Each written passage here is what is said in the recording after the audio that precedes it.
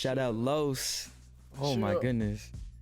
Los and Deepak play guitar on that one. It's crazy. Where'd you meet Los at? Man, I met Los, I think it was like 2016, like maybe late 2015 maybe. I was just coming to LA like back and forth doing trips, and I met him through Fave. And so I met him in the studio and like heard him playing, and I was like, what the fuck? Where they find this guy at? Yeah. So I remember he was telling me, I remember like I was back in like Charlotte, because I used to live in Charlotte for 2 years. And I was telling him, man, I can't wait for this music to work out. I hate my job. And, and he was like, nah, man, it's gonna be soon. So like, now we got an album. That's amazing. And I love how you just keep it in-house with your team, the people you trust, the people you feel most comfortable with. Ooh. Skit. Oh, skit. Skit. Gotta drop that skit on him. Had to skit on him real quick. And Sonder Son, why that name, and what does that mean to you? Break down what Sonder means. So Sonder's the realization that every individual passerby has their own life, just as vivid and complex as yours. That's basically just been like my go-to for everything. Like I feel like it's like it sums up like how this life shit work. You know what I mean? Yeah. And you even have it tatted on your right eyebrow as well. Yeah, that's how you know it's real. Yeah, that's why I got that tatted. And then we like named the band after that. And then I was like, man, you know, it's like it'd be perfect if I just rolled off on the whole shit. Like, let me just connect those two worlds, like finally. So that's why the album is called Sonder Son. And what's dope is when you are singing and telling your story, you can easily take the route of just like talking about, I mean, a lot of it is about women, but you're also saying it in a way where you're talking about life problems, just day-to-day things that's going on in your life. But because of your voice, because you have that it's like you came from the 90s almost, like as if you were alive, like you were Jodeci or whoever, right?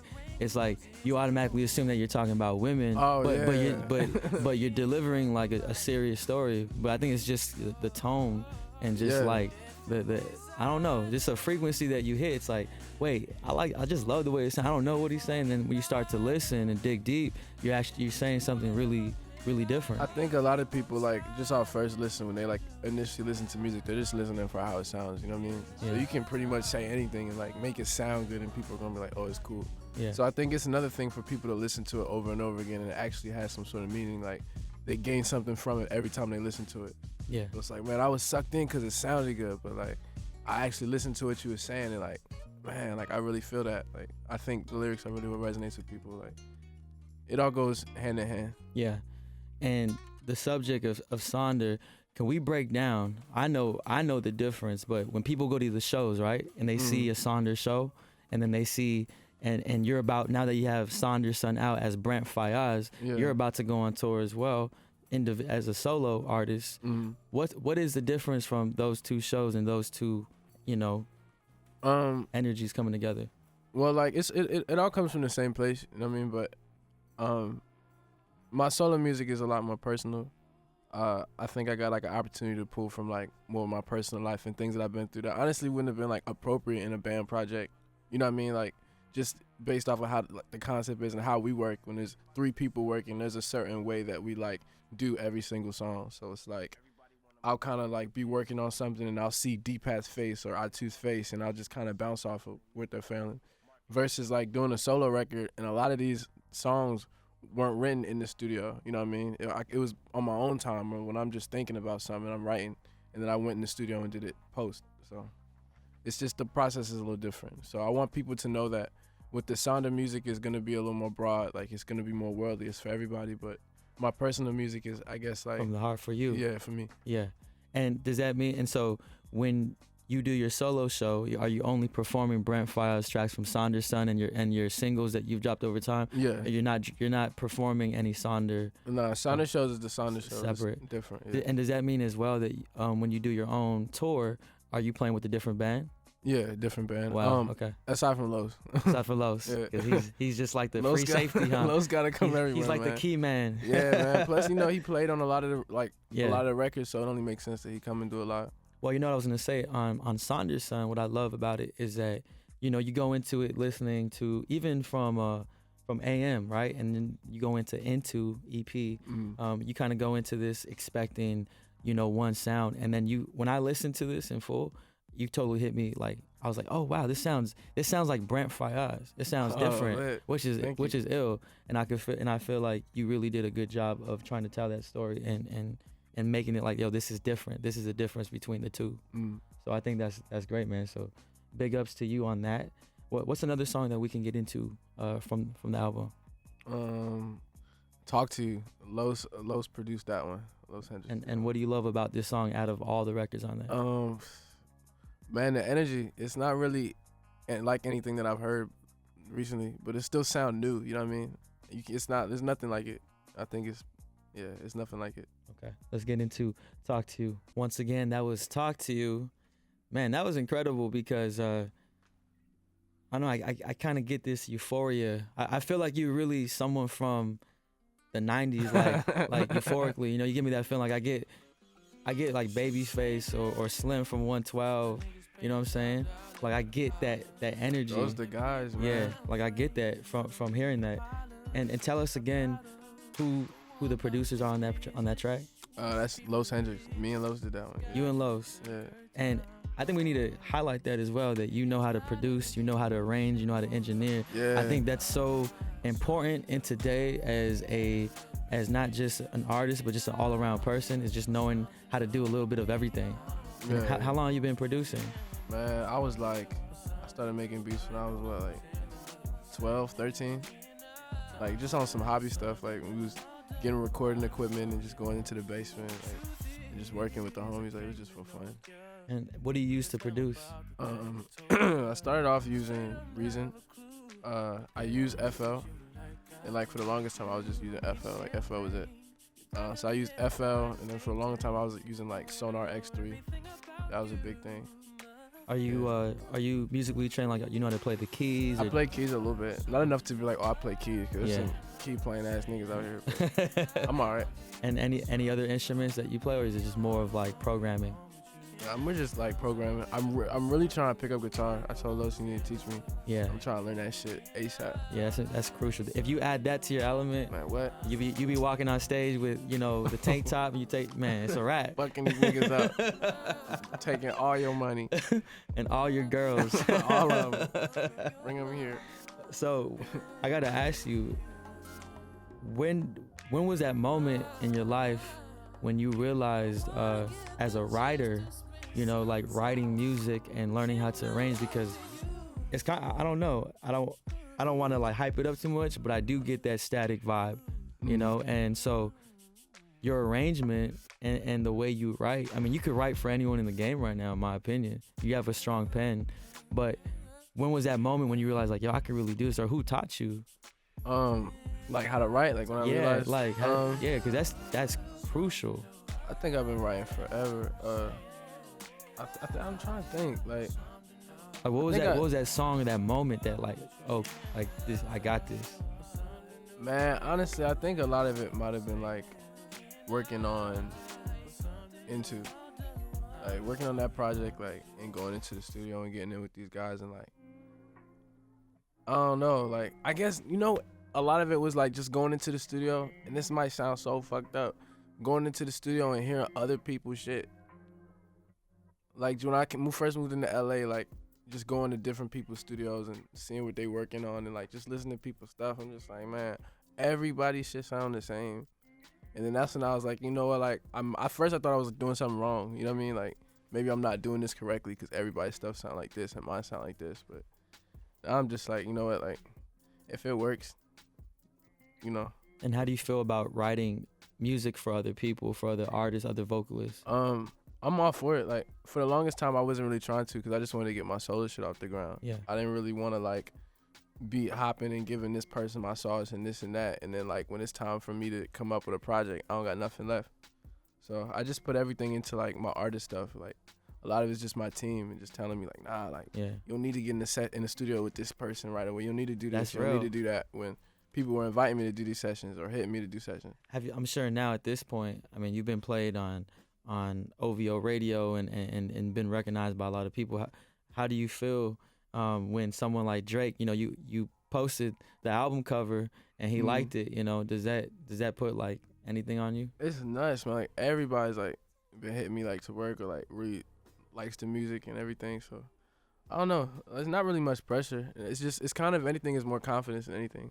Like I think it's nice to know that like people who've been in the game, people so established, fuck with you and reach out to you because they don't have to. You know what I'm saying? So like I guess like if anything, like when I go on stage, it's more like an extra pep on my step. You know what I'm saying? Because I know so and so fuck with me. Like you know what I mean? Like I don't know. It's just like it feels good, but I don't like rely too much on it. What was that moment then that gave you this composure in a sense of like you know yourself? I think it's just over time. Like I feel like I've been doing music so long. Like I feel like I'm like an old person, but like I'm not. You're getting started. Yeah. You're 22. You're like 22. Yeah. Yeah. I just turned 22. Like I be feeling old until I realize, oh man, I'm not. Like, was there a significance to dropping the album yesterday on October 13th?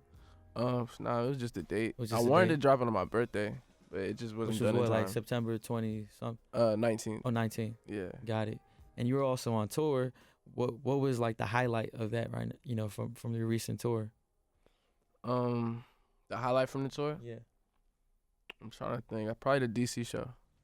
Like going home, like and seeing my mom come in the green room, and it's so sold out, like 700 people there. I got like 40 people in my green room. Like, that's love. Yeah, it was a lot of love. Like, how's your family feel about what you do? They really understand? They really like supportive? Yeah, they love it, man. I mean, at first, naturally, it's a struggle. Like, you want to do something different. Yeah. Both of my parents are teachers, so like my grades were awful. So naturally, they wanted me to do something else, but I was pushing the music shit, and it just happened to work. And now it makes sense.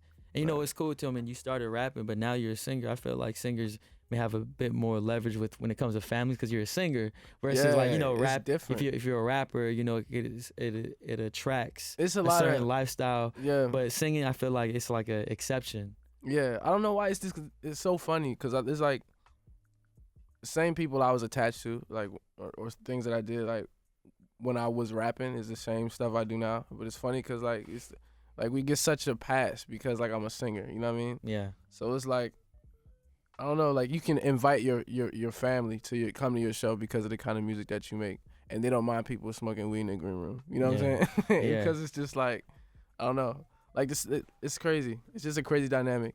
You could be a rapper and there's so much politic and there's so much stuff, and if you can just sing and you could just sing one note, all of a sudden you're everybody's favorite singer. Yeah. It don't take much when you sing. And you mentioned DC and your mom coming out. What about Crew? You know, Gold Link and Shy Glizzy. It just went platinum, right? Yeah. Yo, congratulations on that, man. Thank you, man. How does that feel? It's still kind of wild. You know what I mean? I wasn't expecting the record to do that. We kind of went in and did it. I didn't think it was gonna be much of what it was. It's just I don't never think that though. Like I didn't really think that with shit. With anything, yeah. Nah, nothing. Like I hoped it would, but I didn't think it would. And now that it's here, it's just kind of surreal. Yeah. But I feel like you're the type of person that you got like, cool. Like let's celebrate for a day, but like what's next? Like what's the next move? Man, what? I'm so ready for like this next for this tour, for this like all this. I'm ready. Like at first, probably initially, like when everything was going on, I was backstage at the shows. Like man, it's just nuts. It's crazy. And now I'm more like just ready for what's next. Let's get into a classic from yourself, Natural Release. Oh shit. Let's get into that. This was when this dropped, 2000 or what? Man, what was it like? I feel like it was like 2014, 14, 15 maybe, probably 15. OG Brent Faiyaz. What was going on in your life when you dropped Natural Release? Where was I? I think I was living in Charlotte, North Carolina. This might have been like a year or two like after high school. And I don't know, it was one of them records that just kind of wrote itself. Like, I don't really know what happened. I think I just came from walking the dog or something, and that song just kind of hit me. So I just went in and like cut it in a day. Did it like all MIDI, straight like that. What was it like growing up or not growing up, but moving to North Carolina and just being out there? Like, did you feel, now that you're here in Los Angeles and traveling, you know, the country, like, what's the difference? Oh man, living in Charlotte was the grind. That was like the time where it was post high school. I wasn't really doing nothing except working on music and working my job. Like I had a job at Dunkin' Donuts, I had another job Crazy. at a Harris Teeter deli. I was applying for jobs like retail, but wasn't nobody trying to hire a nigga. It makes no sense because they don't want to hire you because you don't have no retail experience. But it's like, how the fuck I'm gonna get retail experience if I can't get a job? Give me a chance. Yeah, so it was the worst. That's I was real. just working on music and like I had a spot with my brother, and so like we was just getting a lot of bullshit. Do you keep in touch with anyone from them old jobs that back home? Not a lot. Just people I fucked with anyway. I didn't really like to hang out with nobody outside of work or shit. Like, you know. What about, and I go through this too. What about people from high school or people, from back in the day? How do people feel now, like from back home, from Maryland? It's a lot of love. It was crazy. I wasn't really expecting it. Like where I'm from, like we don't really like. I don't know. It's like if somebody do something, it's like good for you. We don't really embrace people like that. So it's cool like that. Out of like people in the DMV, like people fuck with me.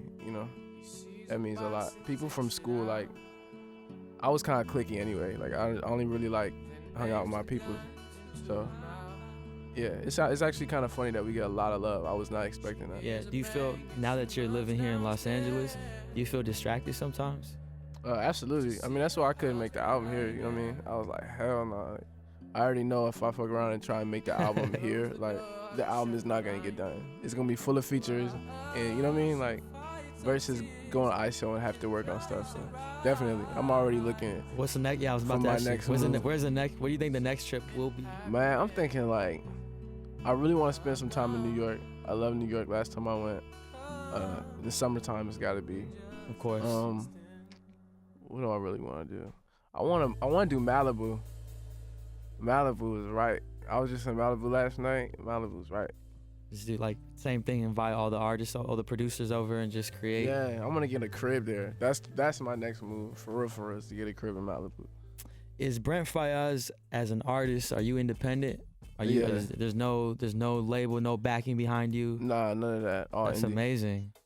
And shout out, you have a strong team. How does that feel? Like, do you want to sign to a label, or do you want to just remain like just you? There was a time like naturally where I was like, man, it'd be cool to be on a label. I could sign and get the budget, get this and that. But after like the struggle months, when like niggas finally is like got a little bread, we got a platinum record. You know what I mean? We had the project that's doing well. We did a sold out tour. It's like, why sign to a label now?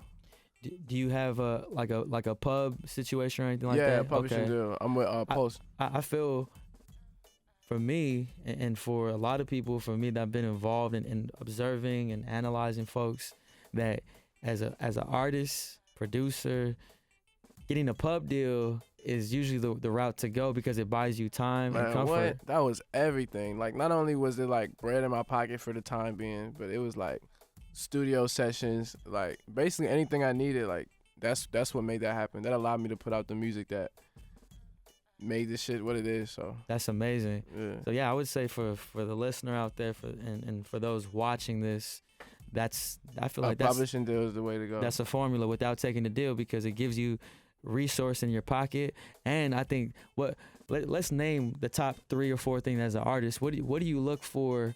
Like when you need to get a record out, what are the 3 or 4 resources that you need aside of money to get the output out? What is it, like a studio? You need a studio. Yep. What else? You need a good producer. A good producer.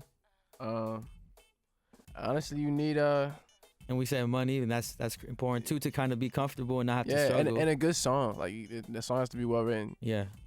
Yeah. And then even like for the publisher to even help with syncs and getting your music out there to the right people. Man, it's everything. Like they'll be working and pitching their shit while you sleep. You know? That's the best thing, to just wait, have somebody doing like so much stuff for me while I'm like just working on music. Yeah, because even off a sync, like one song, you can make thousands of dollars. Like you get placed in a commercial or something for real, for like 15 seconds, 30 seconds, and you're good. Nah, my team makes my job very easy. Yeah. I want to give a shout out actually to Ty, because he's a real one. He's the ghost. Yeah, he don't take no photos. The ghost. But yeah, man, I think it's amazing that you're doing this, that you and your team, and even with like shout out to Atu and Deepak, because those are Soulection OGs. They've been around my bros for a minute. And I want to tell you, you got an all-star. Those are 2 guys right there some of the best, the Like finest. nuts. You know, like Nuts. I consider Soulection like a real like versatile army Swiss knife of artists and creators. But like if I had to put, you know, some producers from the squad up front to go against anyone in the world, I put them up. You know, they're All beasts. day. They're beasts. So it's really dope to see the progression. On an ending note, you got this tour. When is the tour gonna be announced, or like what's going down? The solo tour starts like late January. I think like January 30th.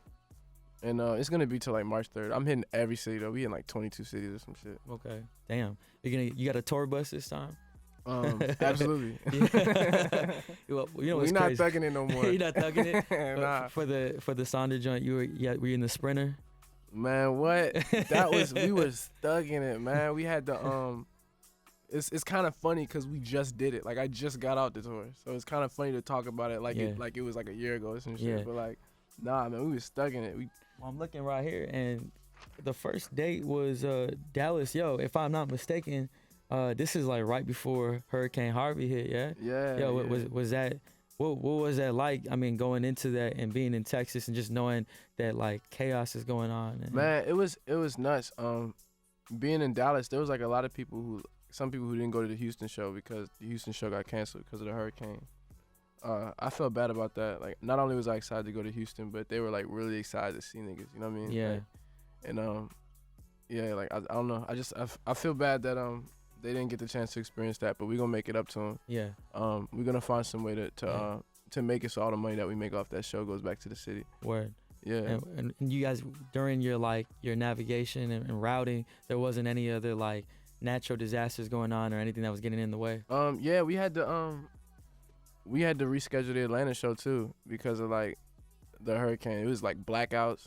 I think bro was like mid haircut when the power went out. Oh. Yeah, that's no good. That's no good. Yeah, but you were? Yeah, no, I wasn't. The bro was. Oh, the man Fabe was. The man who cut him, like, God bless that man. He a real barber, like a real barber to cut that shit while the power is out.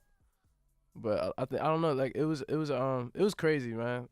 I feel like we was on tour for like a full 2 years, but it was like a month. Yeah. And now that everything's out, is there any last thing that you want to say to the people and those you got fans out there, man? You got people really supporting you. Is there anything you want to say to them? Let me think. I want to make this good.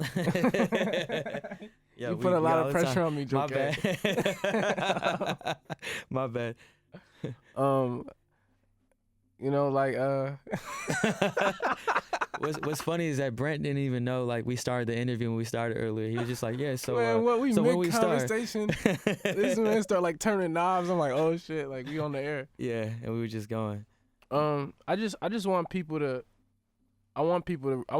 First, I really want people to enjoy the album. Like, I made it for y'all. It wasn't just like I feel like having some attention. Let me drop a project. That's not how this was. You know what I mean? Like, we put a lot into this. I just really want y'all to enjoy it. Also, I want to give a shout out to the whole gang. Shouts out to the bros back home. Thank you to Joe K and Soulection Radio for having us here. Of course. Yeah, man. Thanks, Mark, for always shooting. Everybody, the whole gang, everybody. What else?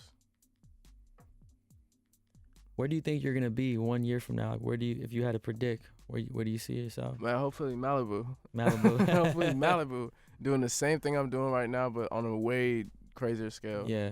I'm excited to finally like do this solo tour too. Yeah. I love going on the road. That's like my new thing. Yeah. So I can't wait to see y'all in all of these cities and show love to your beautiful faces. Yeah. Independent and hopefully with your own solo plaques. There's no features on this album. Nah, right? no features. That's amazing. Yo, congrats on this, man. I appreciate it, man. I Thank appreciate you, man. To many more, and you got a home here. Anytime you wanna talk some shit and you wanna just say your piece. Absolutely, man. Also, there's a lot of things going on right now. We got like a real dickhead office, so I just want people to keep their guards up. Yeah. Keep their heads high, and let's keep making this beautiful music and keep creating. touching people. Yeah, keep creating. Once again, Brent Faiyaz, Sonder Son, out now. It's a pleasure. This is Soulection Radio. Thank you guys for listening, for watching.